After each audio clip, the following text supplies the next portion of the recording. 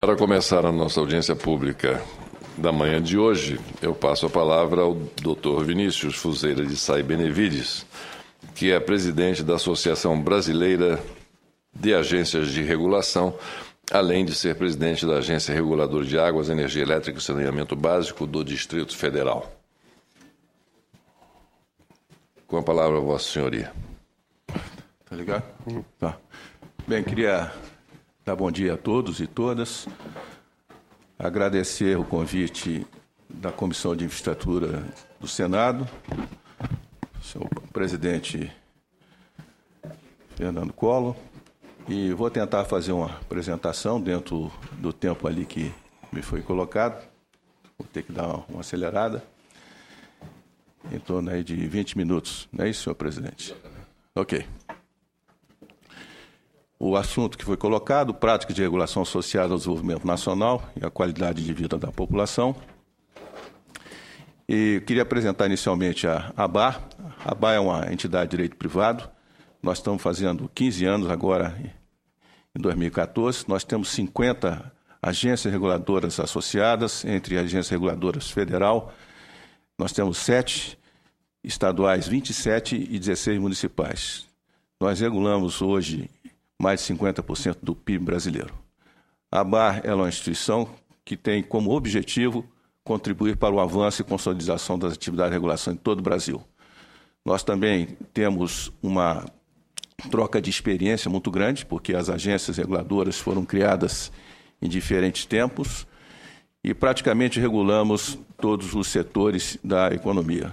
Nós temos investido ao longo desses anos em eventos nacionais e também internacionais. Esse ano, por exemplo, vão ter as agências reguladoras da América do Sul, um evento aqui em novembro, em Brasília. No ano que vem, Congresso Brasileiro de Regulação, que é o maior congresso da América do Sul com agências reguladoras. E criamos esse ano também uma coisa importante, a Rede Nacional de Regulação. Estamos com um projeto piloto onde as agências reguladoras vão poder trocar todas as suas experiências, fazer reuniões, que o Brasil nosso é muito grande, seria impossível a gente fazer reuniões na quantidade necessária para a gente desenvolver as nossas atividades. Nós pretendemos colocar uma rápida visão sobre as agências reguladoras, depois de cerca de 15 anos do seu surgimento na administração pública brasileira, no formato de entidade independente. Queria falar inicialmente, senhor presidente Collor, a burocracia brasileira, né? A gente, numa escala de 0 a 100, nós temos, quanto mais perto de 100 ou mais longe de 100, né, mede o nível de a burocracia nossa no país. Então, hoje, pedir aposentadoria e pensão tem a nota 64, né? Fechar uma empresa 63, né? Tratar de trâmite de um funeral 49 e assim por diante. Então, existe uma burocracia que sim, tem uma influência, a gente vai ver mais na frente, nas questões de regulatórias que a gente faz.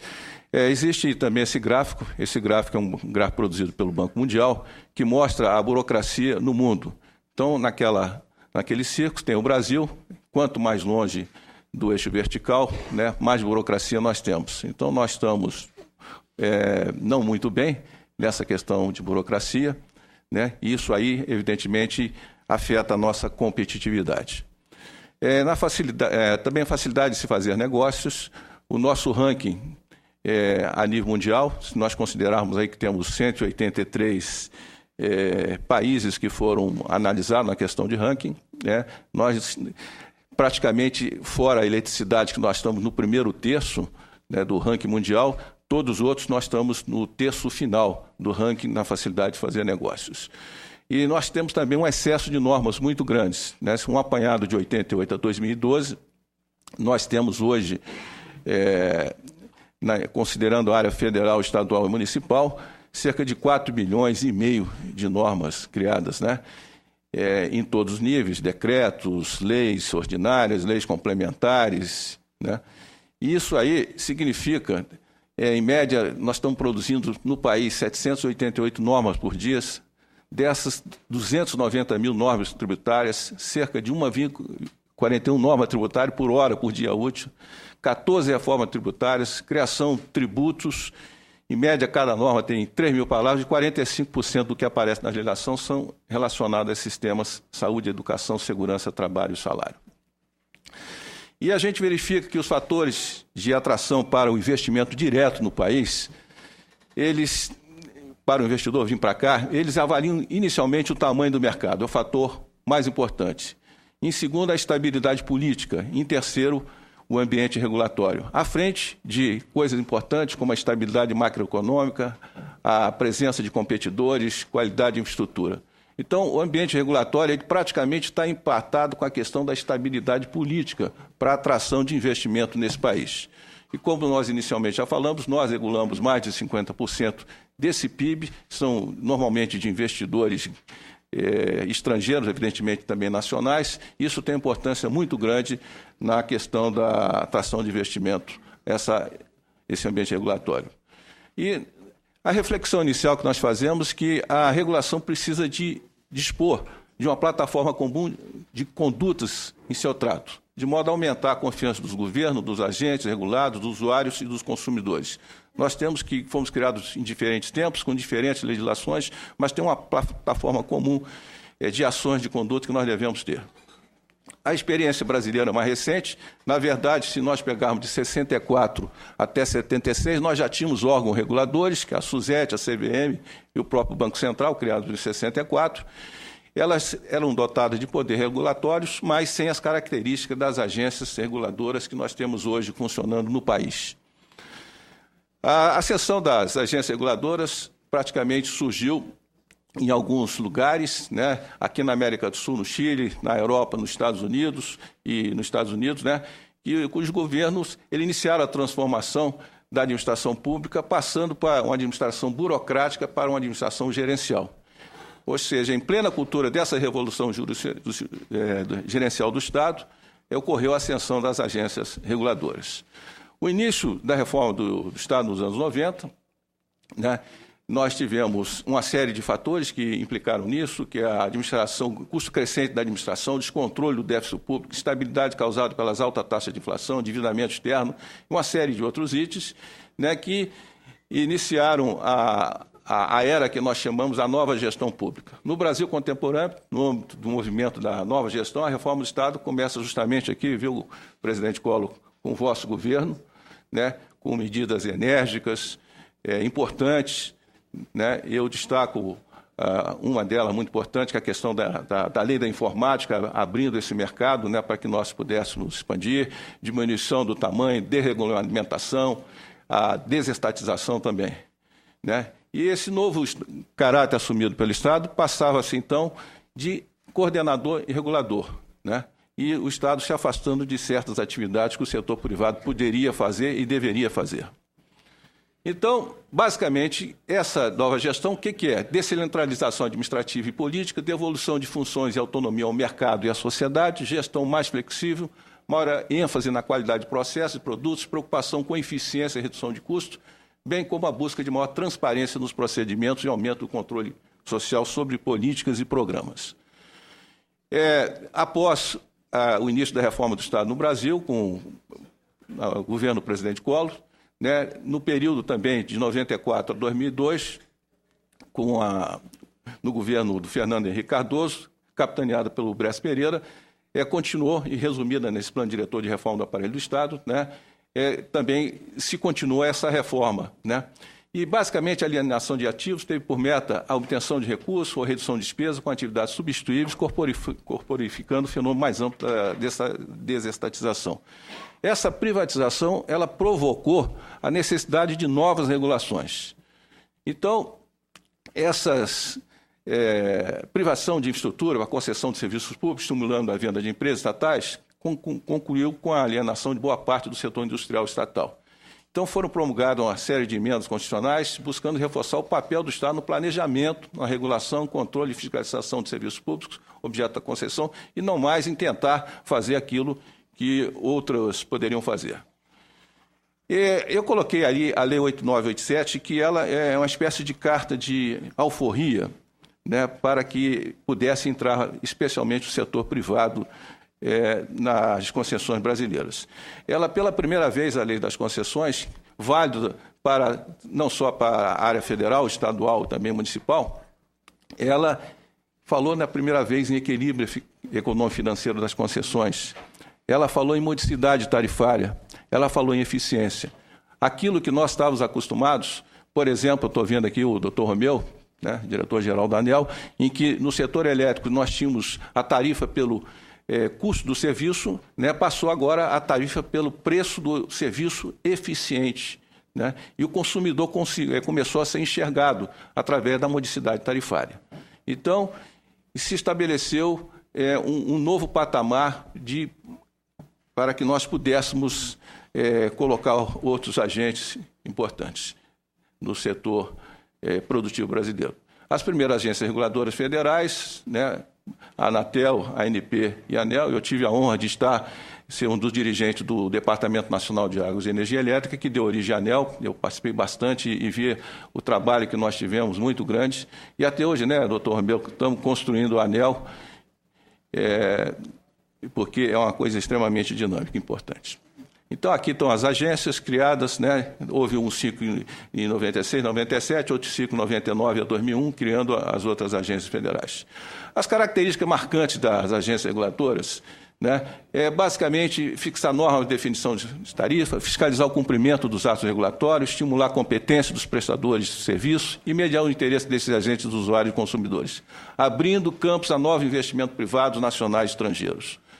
As agências, elas, em função disso, ela tem uma característica de autonomia, né? Porque, frente aos interesses, vamos dizer, públicos envolvidos, né? E essa autonomia frente ao governo e ao mercado. Então, ela tem que ter especialmente a sua autonomia decisória. É fundamental para que nós possamos ter segurança jurídica em todos os atos que fazemos daqueles que têm os contratos de concessão. Nós podemos dividir essa autonomia em 3 características principais: a financeira, a estrutural e funcional. E a financeira, basicamente, a presença de fontes de receita próprias. Se você quiser limitar uma agência, você tenha a limitação financeira. A autonomia estrutural, evidenciada pela existência de um quadro de pessoal especializado e próprio, e a autonomia funcional materializa nessa disposição dessa diretoria colegiada, mandatos alternados dos diretores e quarentenas dos dirigentes. Esse é o desenho que nós precisamos para ter uma agência reguladora funcionando normalmente. Basicamente, isso é o retrato do que eu falei, o sistema regulatório, esse triângulo. De um lado nós temos o governo, no outro verte as concessionárias, no outro verte os usuários do serviço público e o órgão regulador equidistante dos 3, né, enxergando o interesse simultâneo dos 3. A gente costuma brincar, quando a gente chega em casa e a nossa família pergunta, foi tudo bem? Não, foi tudo, estão todos relativamente insatisfeitos conosco. Então, nós estamos bem. Se um está mais satisfeito, nós não estamos bem. O ideal é estarem todos satisfeitos, mas é muito difícil. Então, todos ficam relativamente insatisfeitos. Bem, na administração pública, as agências reguladoras têm essas autonomias, mas não são entes soltos aí no espaço. Evidentemente, tem que fazer as solicitações, tem que estar inserida dentro dos planejamentos do governo, os seus orçamentos, na LDO, nos PPAs, né? Temos na parte de servidores, tem 8.112. Então, nós temos, evidentemente, estamos inseridos, mas temos que ter a autonomia decisória. É importante para que a gente possa exercer o que foi reservado para a gente. A segunda questão que eu coloco é que nós temos que ter transparência. E as agências reguladoras têm que ser transparentes. Hoje, aqui, por exemplo, na mesa, as agências reguladoras, elas fazem audiências públicas, elas fazem reuniões de direção totalmente registrados. No caso da ANEEL, transmitido via internet, né? O doutor Marcelo ainda disse que ainda não está, no caso, a ANAC fazendo isso. Mas ela é toda documentada. Nós temos que ter transparência. Eu vou comentar um pouquinho mais na frente. Os objetivos comuns das agências estão aí. Nós temos que garantir, de um lado, o bom funcionamento do serviço público, uso correto dos bens públicos, modicidade tarifária, leis consumidor, viu, presidente Collor? E, do outro, a saúde econômica e financeira dos prestadores de serviço e a harmonia dos gestores públicos. E também devemos perseguir sempre a universalização da prestação do serviço e uso do bem público. Eu queria lembrar que nós não somos responsáveis pelas políticas públicas brasileiras. Isso são os governos que, legitimamente eleitos, fazem as políticas públicas. Nós somos um agente implementador dessas políticas públicas.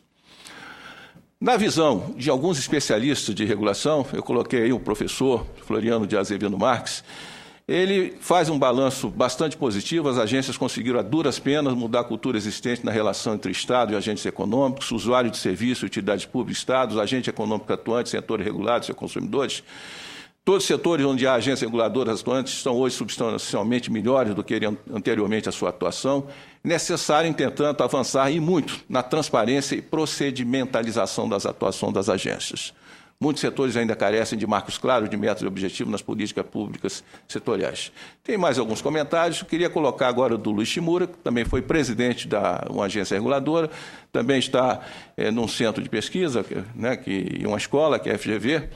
É importante a colocação do Luiz Shimura. Os investidores que atuam nesse mercado precisam de um ambiente cujas regras sejam claras e estáveis. Caso contrário, o risco percebido pelo empresário pode inviabilizar o ingresso de recursos. Ele faz a pergunta: o que as agências reguladoras têm que ter para desempenhar esse papel? Em primeiro lugar, é fundamental que os membros do Conselho das Agências, a principal instância de decisão, tenham mandatos fixos, não coincidentes escalonados. E segundo ponto mais sensível é que a cúpula das agências reguladoras é um lugar para técnicos, não para políticos. Se ele coloca, eu avançaria que para políticos também, desde que tenham os conhecimentos técnicos. E nós temos aqui muitos que têm e atendem essa questão. Por fim, um ponto crucial a ser tratado a respeito da definição de quais seriam as atribuições da agência. O que a gente verifica é que existem muitos casos que fica uma sombra entre o previsto para o Ministério fazer, o que a agência fazer, isso a nível também das agências reguladoras estaduais, as secretarias estaduais fazerem, as agências reguladoras estaduais, e também acontece a nível municipal. Então, uma parte importante que o Congresso Nacional e as câmaras legislativas estaduais e de vereadores têm que tirar essas áreas de sombra. Nós estávamos comentando há pouco, né, doutor Romeu, que em 2001 nós tínhamos uma série de definições naquela questão daquele problema energético que tivemos e que não sabíamos quem ia atuar. E também coloquei algumas conclusões do engenheiro Gerson Campos, foi presidente de 2 agências reguladoras, foi também presidente de regulados e também professor, e que constata, de certa forma, que a importância das agências reguladoras, né? Eu colocaria aqui essa transparência que, às vezes, nem sempre os interesses do governo podem, eventualmente, não coincidir com os do consumidor, particularmente quando o serviço ainda não é universalizado. Nesse caso, cabe ao governo defender os interesses daqueles que ainda não sejam consumidores, né? E, às vezes, isso implica em tarifa mais elevada para a capitalização dos investimentos, o que conflita com os interesses que já são consumidores. E ele faz mais algumas observações sobre isso, mas, de certa forma, o que eu quero deixar destacado é que todos eles que viveram esses 15, 17 anos de regulação acham que foi uma experiência bastante positiva e irreversível aqui no país.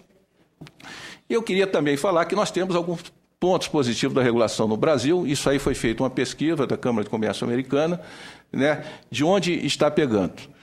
Então, na parte positiva, né, quem respondeu, né, promove maior segurança ao consumidor, maior controle dos produtos, garantia dos produtos de qualidade, maior credibilidade, né, equilíbrio entre as partes. Então, eu destaquei esses 5 primeiros pontos que foram colocados como positivo da regulação no Brasil. Essa pesquisa foi feita no final de 2012. E aqui nós também temos alguns pontos negativos, né? Então, lentidão, morosidade em processos, excesso de burocracia nos processos, interferência política, falta de investimento em capacitação. Em relação a essa parte de capacitação, nós temos um programa, não só da ABAR, mas também um programa que a gente faz com o ProReg, que antigamente só se dedicava às federais, e no dia de hoje nós estamos na Escola de Administração Pública com 54 reguladores sendo treinados de todo o Brasil, praticamente pegando todas as agências reguladoras federais. Então, temos um programa muito interessante de treinamento. É o nosso foco nesse ano de 2014, a capacitação dos nossos servidores. As agências consolidadas, né, nós temos que avançar, né, com ela consolidada, a diminuição da percepção de riscos, com essa percepção positiva, diminui o custo, evidentemente aumenta a nossa competitividade do nosso país. E eu colocaria aqui algumas, já quase finalizando, presidente, os princípios e práticas regulatórias que nós podemos ter, né? Nós achamos que nós estamos na hora de fazer uma melhoria na qualidade das nossas práticas regulatórias.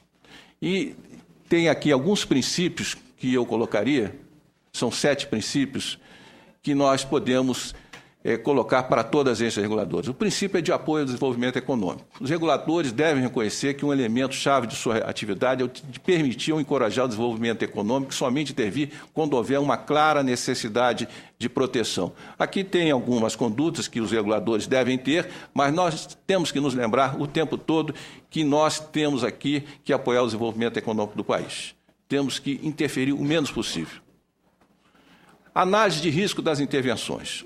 Os reguladores e o sistema regulatório, como um todo, devem elaborar uma análise consistente do risco de suas intervenções, de modo a priorizar os recursos nas áreas que mais necessitam. Nós não devemos intervir em determinadas situações, porque, às vezes, o custo da nossa intervenção, o benefício vai ser muito menor. Então, nós temos que ter determinadas condutas, né, para que a gente atenda a esse princípio. Estão ali embaixo algumas sugestões. Das informações e das orientações. Os reguladores devem fornecer com autoridade orientações de fácil entendimento e de baixo custo. Porque, às vezes, nós damos orientações que sequer o regulado, que tem gente com expertise, não entende. Imagina o povo que tem que entender. Então, a gente tem que ter um cuidado muito claro na orientação e nas nossas resoluções, normas e regulamentos que a gente solta. Das inspeções. Nós não temos capacidade nem pessoal para fazer todas as inspeções nesse país. Nenhuma inspeção deve ter um princípio, deve ser feita sem um motivo bem definido. Então, nós temos que ter, evidentemente, temos situações que temos que agir rapidamente, mas a gente tem que ter uma escala de prioridades no que nós fazemos. Da solicitação de dados e informações, é um outro princípio. Os agentes regulados não devem ter que dar informações desnecessárias ou as mesmas informações mais de uma vez. Ou seja, nós não podemos lotar os regulados, né, de informações que já tem que montar quase uma outra estrutura e, às vezes, a gente não tem capacidade nem de analisar essas informações. Parece coisas simples, são simples, mas que nós devemos ter. Da capacidade de coerção, enforcement. Os emprestadores de serviço ou regulados, de maneira persistente, deixem de cumprir com a regulação, devem ser identificados de imediato para a aplicação das sanções a que correspondem. Ou seja, a gente deve fazer a correção naqueles que têm necessidade e aqueles que a gente vê que está cumprindo as normas, atinge um bom nível, nós temos que dar incentivos positivos. Nós devemos nos concentrar onde está o problema e não vou fiscalizar 100%, vou fazer 100%, e às vezes estão perdendo, podiam estar concentrados em ações naqueles que merecem estar.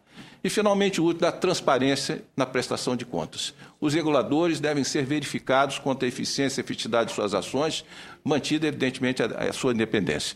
Nós temos que estar abertos para vir ao Tribunal de Contas, ao Congresso Nacional, né, explicar as nossas ações. A conclusão é que nós temos que avançar nos aspectos qualitativos da regulação. Nós podemos fazer um código de princípios dos reguladores de modo a se estabelecer uma plataforma comum de ação que eu coloquei logo no início. Ou seja, esse código ele poderia ser atendido por todos. Isso aí é uma sugestão para a gente começar a trabalhar. E, finalmente, muito obrigado pela atenção que vocês deram.